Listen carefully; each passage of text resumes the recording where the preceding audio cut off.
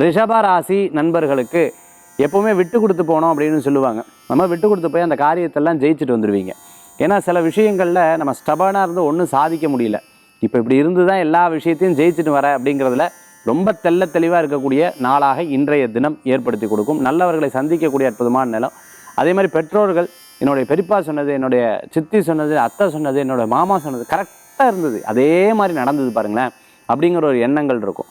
எப்பவுமே வீட்டில் வந்து யாராவது நண்பர்கள் கூட சேர்ந்தால் வேண்டாம், எனக்கு என்னமோ சரியில்லை, இந்த டைம் வரதெல்லாம் எனக்கு சரியில்லைன்னு தோணுது, சொன்னால் கேளுங்க, எனக்கு தெரியாது, அப்புறம் உங்கள் இஷ்டம். அப்புறம் நாளைக்கு அவங்கள பற்றி குத்தம் சொல்லும்போது நான் தான் அப்போவே சொன்னேன் இல்லையா, எனக்கு பார்க்கும்போதே தெரியும், முகத்தை பார்த்த மட்டும் தெரிஞ்சிட்டேன்ல, நான் சொல்ல இனிமையாவது நான் சொல்கிறத கேளுங்க அப்படின்னு சொல்லுவாங்க. அந்த மாதிரி சில அறிவுறுத்தலை கேட்டுக்கிறது நல்லது. சில நேரங்களில் இவங்க சரியில்லை அப்படின்னு சொல்லும்போது ஏதோ ஒரு வைப்ரேஷன் ஃபீல் பண்ணியிருக்காங்க, சரியில்லைன்னு சொல்கிறாங்க. சரி, நம்ம அதை கேட்டுப்போமே. பணத்தில் கவனமாக இருப்போம், தொழிலில் கவனமாக இருப்போம், பேசுகிறதுல கவனமாக இருப்போம்.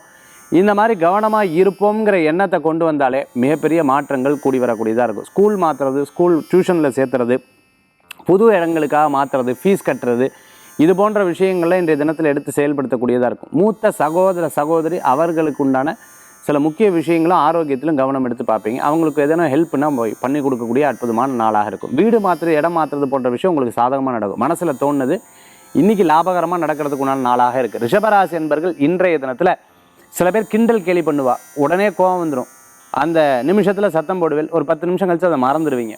சத்தம் போடும்போது பெரிய பிரளயமாக தெரியும், அதுக்கப்புறம் பார்த்திங்கன்னா ஒன்றுமே இருக்காது. இது மனதளவில் எதுவும் எடுத்துக்கிறது இல்லை. யாராவது கிண்டல் கேலி பண்ணால் உங்களால் பிடிக்காது, உங்களுக்கு டக்குன்னு முகத்தில் அந்த இது வந்துடும், என்னென்ன கிண்டல் பண்ணுற மாதிரியா இருக்கேன் அப்படின்னு சொல்லிட்டு கோபம் வந்துடுவேன். ரிஷபராசி அன்பர்கள் இன்றைய தினத்தில் முருகப்பெருமான் வழிபாடு மகத்துவத்தை தரும் அற்புதமான வழிபாடு.